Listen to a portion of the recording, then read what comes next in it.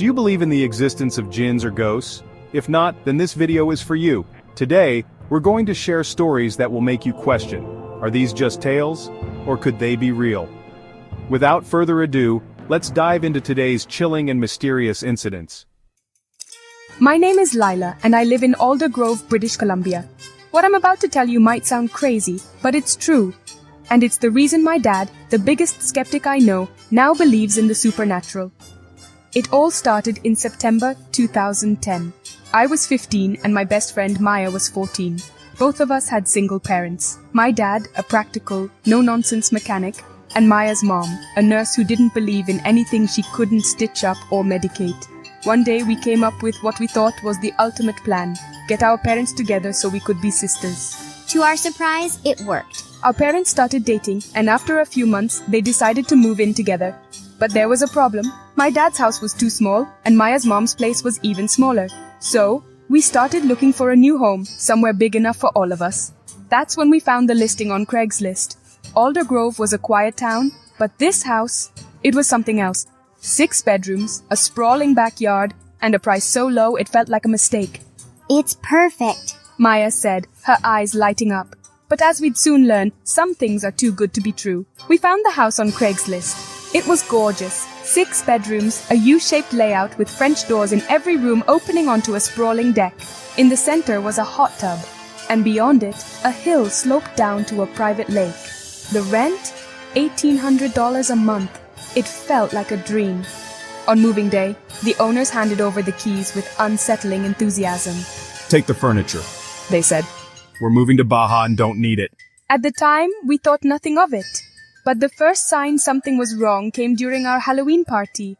Over 100 people filled the house laughing and dancing. Yet by midnight, the mood shifted. The lights flickered. The hot tub bubbled violently, though it was turned off. And the lake, it seemed to glow, as if lit from below. A week later, the real terror began. My sister Maya and I were home alone when a deafening bang shook the house. The walls trembled, our dog barked furiously, and the cat's fur stood on end. What was that? Maya whispered, her face pale. We never found the source. But the whispers started soon after. Maya heard them first, soft, indistinct murmurs in the living room when no one else was home. She lasted a week before packing her bags. You're crazy for staying here, She said, moving to her dad's house. That left me, my dad, my stepmom, and our tenant Ethan, who lived in the basement studio. One night, I was in the living room when I heard footsteps. Someone walked down the hallway into the kitchen and opened the cupboards. The tap turned on, water rushing into the sink. Dad? I called. No answer. I walked into the kitchen, my heart pounding. It was empty. The kitchen was empty. The sink was running, cupboards wide open, but no one was there. I froze, my heart pounding. Dad! I called again, my voice trembling. Then I heard it, the distant hum of the lawnmower. I ran to the window and saw him, far out in the field, mowing the grass. There was no way he could have been in the kitchen seconds ago. My stepmom was at work. Maya had already moved out. I was alone. Things only got worse from there. At first they were faint. Murmurs in the hallway, whispers in the living room. I heard them too. We told my dad, but he brushed it off. You're imagining things, he said, though his voice wavered. Then the laundry incident happened. Dad came home to find the washer overflowing with clothes we didn't own. Where did these come from? He muttered, his face pale. A few days later, the bathroom flooded. The taps had been turned on full blast, but no one admitted to doing it. What's going on here? He shouted, though his anger felt like a cover for something deeper, fear. By then, the house had taken its toll on me. Even when nothing happened, I felt it. Eyes on me, something lurking just out of sight. If I didn't feel watched, I had nightmares. Every single night. Demonic shadows, dark figures standing at the foot of my bed. A voice hissing, "You don't belong here." I didn't know how much longer I could last. The nightmares were the worst. They weren't just dreams, they felt real. Every night I'd wake up gasping, my throat raw as if I'd been screaming. Shadows clawed at me, their hands black and cold wrapping around my neck. I'd lie in bed paralyzed as dark figures loomed over me, their fingers digging into my skin. But the worst part? I couldn't tell if they were dreams or memories. Did that really happen? I'd whisper to myself, trembling in the dark. Was I attacked? The dreams were so vivid, so relentless that I'd wake up exhausted, as if I'd been running a marathon in my sleep. My mental health spiraled. I stopped eating, stopped sleeping, stopped caring. Desperate, I turned to my grandma. It's demons. This house is infested. A devout Catholic, she took one look at me and declared, "It's demons, this house is infested." She arrived with holy water, rosaries, and a determination that even my skeptical dad couldn't argue with. She marched through every room, sprinkling holy water and chanting prayers, but instead of calming the house, it seemed to anger whatever was there. The whispers grew louder, the shadows darker, and the nightmares, they became unbearable. I started to question everything. Was this real, or was I losing my mind? The nightmares were bad, but the shadow figure was worse. It stood behind my bed every night, a towering, horned creature with hooved feet and a long, scaly tail. Its eyes glowed orange like embers in the dark, and its breath rattled like a dying engine. It never came closer, just loomed there, watching me. My room was a converted solarium, surrounded by windows. I'd tried to make it cozy, but the glass walls only made me feel more exposed. The creature would peer over the edge of my bed, its claws scraping against the floor. I told myself it wasn't real. But then came the shower. I was washing my hair, eyes closed when I felt it. A hand, cold and bony, trailing down my back. I froze, water pounding around me. I whispered, then it touched me again. I screamed, bolting out of the shower, and ran through the house in nothing but a towel. I choked out. That was the breaking point. I spent a month in the hospital, my mind unraveling. But while I was gone, the house didn't stop. My dad and stepmom stayed behind, and the activity only got worse. Doors jiggled on their own. Lights flickered. The front door, a bizarre, double-locked monstrosity, would slam shut at random, as if someone was trying to keep them trapped inside. One night, my dad woke to the sound of footsteps pacing the hallway. He grabbed a flashlight and opened the door, only to find the hall empty. But the footsteps didn't stop. They grew louder, closer, until they reached his bedroom door. The handle turned. The house had a way of trapping you. The front door was a fire hazard, locked from the inside and out with a key. If you didn't have that key, you were stuck. My dad learned this the hard way. One night, he stepped outside to grab something from the garage.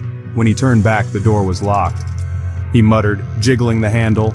He banged on the window, shouting for someone to let him in. That's when he saw it, a shadow darting past the living room curtains. The door clicked open on its own. Dad never admitted it, but I could see the fear in his eyes. Ethan was a tenant who had a chilling experience in the basement of an old house.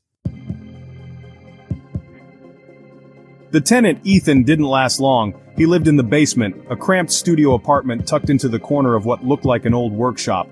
The previous owners had left behind boxes of their belongings, clothes, records, tools. Dad thinks that's where the mysterious laundry came from.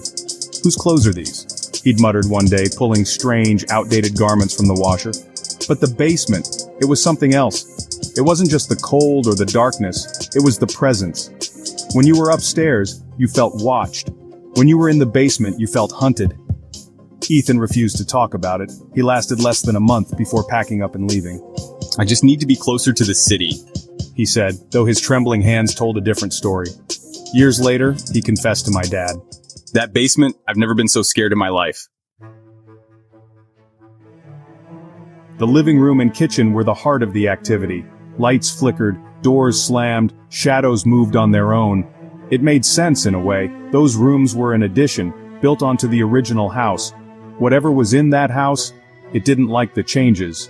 At 3:18 p.m., I saw the doorknobs rattle as if someone, or something, was trying to get in. Voices echoed through the house, but I knew for a fact the TV wasn't on. Then came the noises from the hallway, soft, deliberate movements. I froze. My wife was away, working in a town nearly 45 minutes from home. I was alone. I had just returned from the hospital, still trying to make sense of everything. At the time, I had a boyfriend who wasn't exactly supportive. He thought I was losing my mind. That night, he was over. I hadn't gone back to school yet, and with my dad and ex-stepdad both at work, it was just the two of us in the house. We were sitting in my room, door closed, when we heard it. Footsteps, slow, steady, coming down the hallway. We both held our breath. Then, beyond the door, a shadow moved. It wasn't just the sound of someone walking. We could see the shape passing by, shifting with the dim light under the door. I turned to my boyfriend, and in that moment, his face drained of all color. We sat there, frozen. What do we do now? We were home alone, and we had just seen something move past the door. Neither of us dared to go check, so we did the only thing that felt safe. We stayed put. I grabbed my phone and called my dad, begging him to leave work and come home. Thankfully, he did. He didn't exactly rescue us in some dramatic way, but just having him come home and get us out of the house was enough. That night, my boyfriend stayed over because I was too scared to sleep alone. At some point in the middle of the night, we woke up to the sound of someone in the kitchen. At first, it was just movement, soft rustling, the occasional creak of a cabinet. Then, suddenly, crash, pots, pans, silverware, something was smashing them. Throwing them around like a tantrum was unfolding in the dark. Heart pounding, we crept out of our rooms, meeting my dad and stepmom in the hallway. We all hesitated at the kitchen entrance. The floor was a disaster. Rice, flour, oatmeal, and shattered dishes covered the ground like a bomb had gone off. But no one was there. None of us wanted to step inside. The air was thick, heavy with something unseen, something watching. Fear won. We turned back and retreated into my parents' bedroom. The house was shaped like a U, and the back part had once been a trailer, converted into a large bedroom. That became our shelter for the night. Morning came, but the horror wasn't over. When we finally stepped back into the kitchen, our stomachs dropped. The flour and rice scattered across the floor weren't just a mess anymore. They had tracks through them. Something had walked through the debris, and whatever it was, it had 3 toes. The imprints weren't normal footprints, they were scuffed, almost dragging, but unmistakably not human.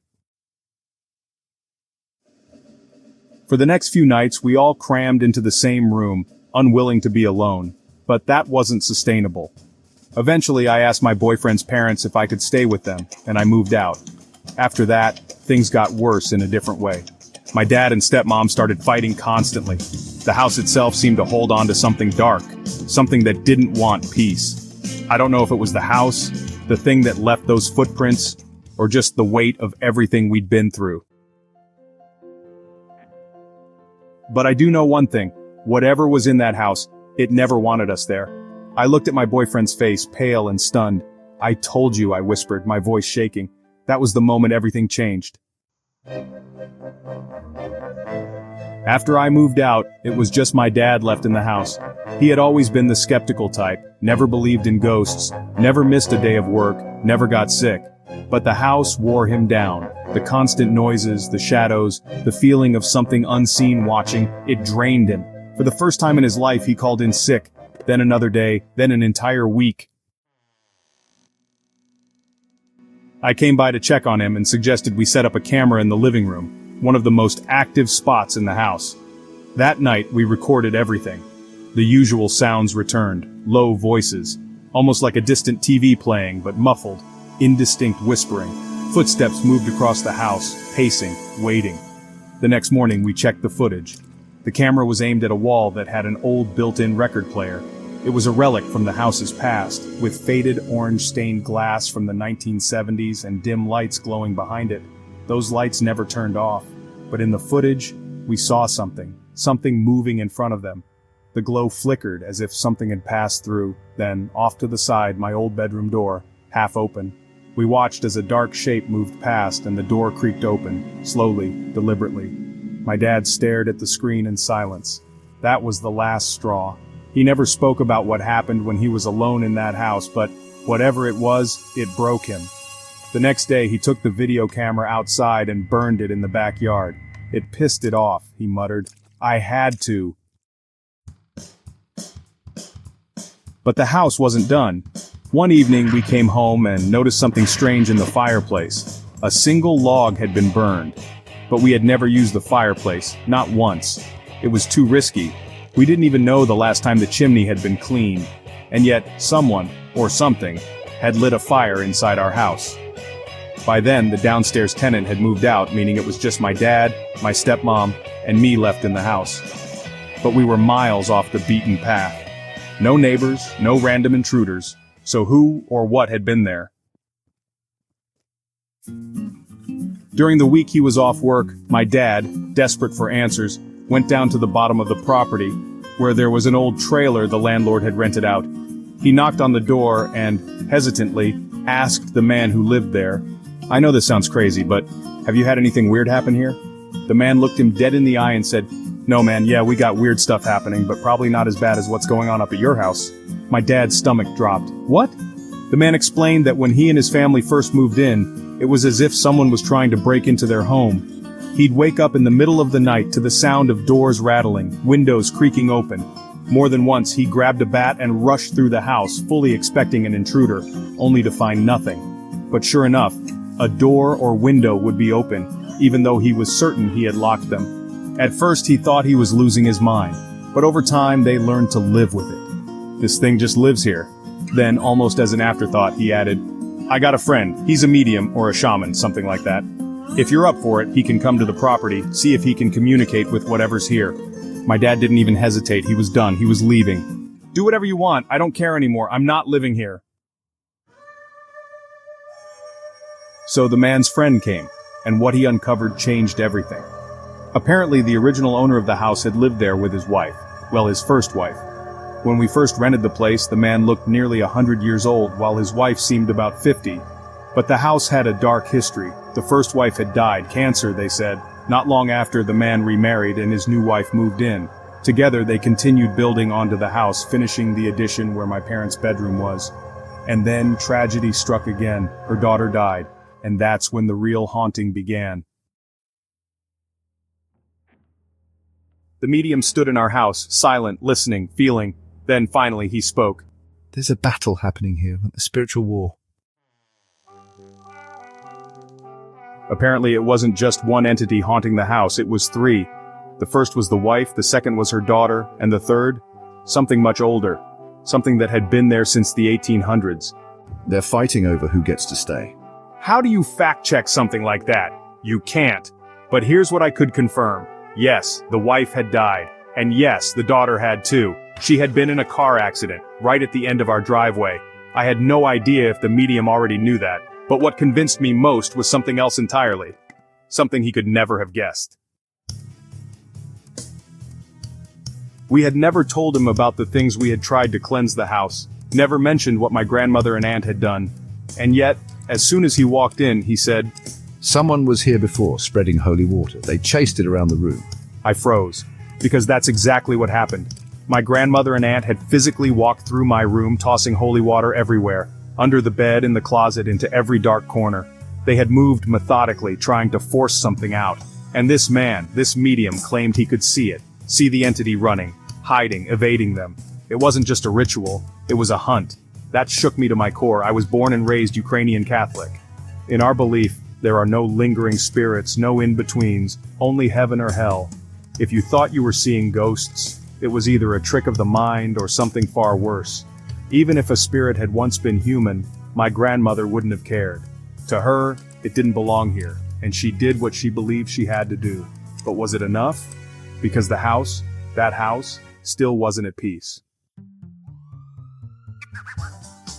Before I ended up in the hospital, before my dad finally admitted that what we were experiencing was real, something strange happened. My dad was at the local grocery store in Aldergrove when he ran into an old friend from high school. They started catching up, just casual talk. "Oh, we moved out here.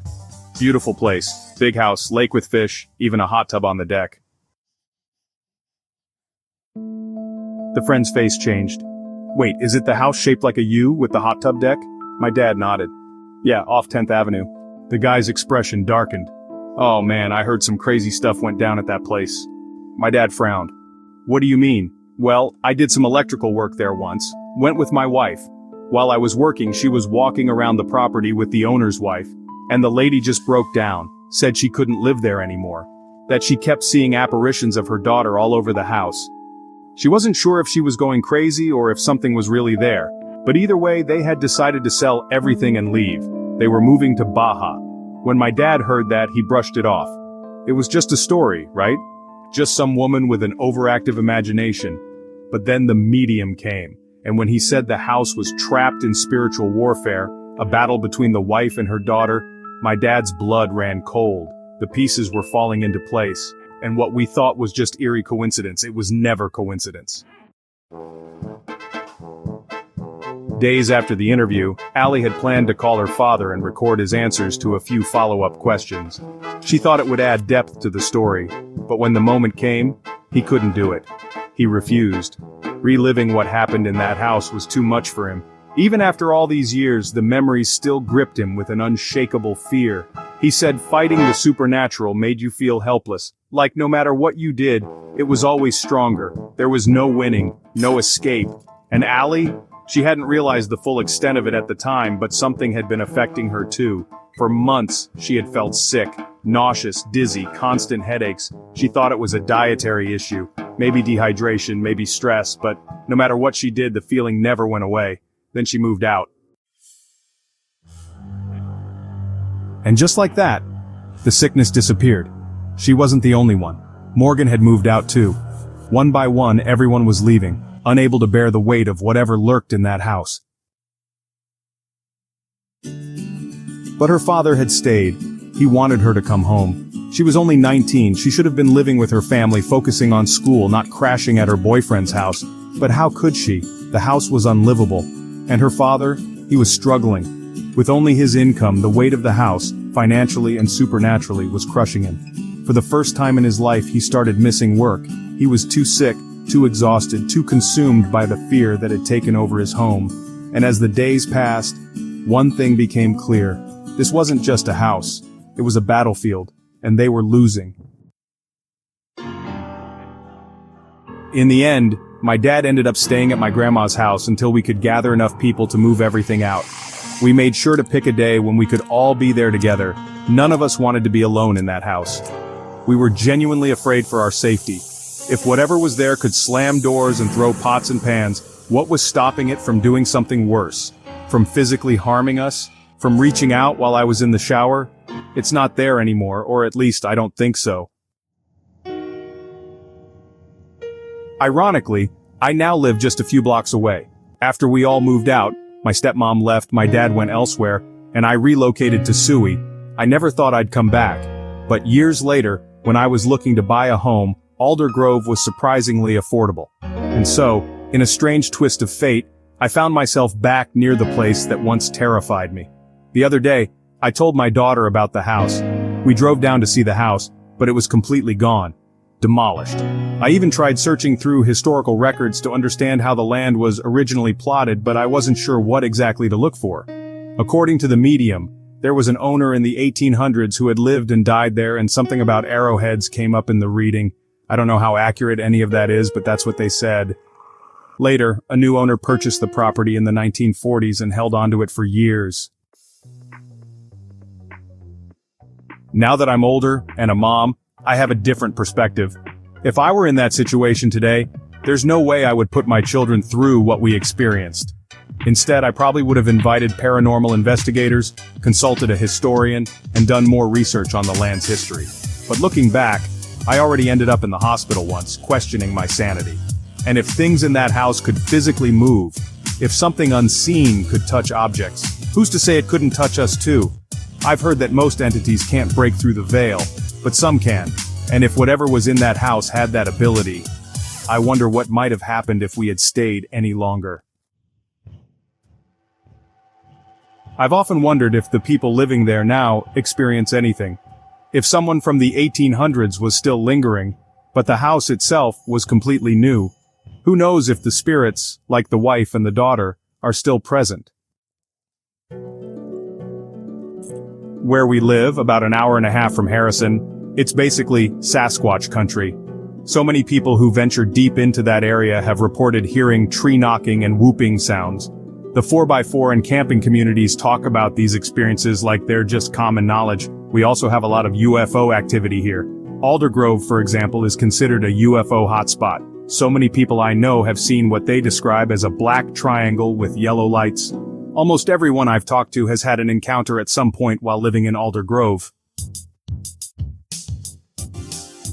Ironically, this has made me more of a skeptic. It's hard to explain, but because I've had real, undeniable experiences, things that have happened to me and my family, I've become more doubtful when others claim strange occurrences. If someone says they heard something or misplaced an item only to find it somewhere unexpected, I sometimes think, maybe it's just a trick of the mind. But then, when I hear more details or listen to certain stories, I find myself thinking, okay, that sounds believable, or I can see how that might happen. Some people tend to embellish their stories, but those who have truly experienced something can vouch for the way it feels when it happens. I came to your channel because I wanted to hear other people's experiences. See how they connect or intertwine with my own. Are these all separate things? Sasquatch, UFOs, and the spirit world? Or are they somehow connected? I don't know. Maybe someone has the answer, maybe not. But it's definitely something that has become a big part of my life. I wouldn't say I'm constantly researching it, but I do enjoy hearing about other people's experiences. It helps build a sense of community, a reassurance that these things are real and that you're not crazy for experiencing them.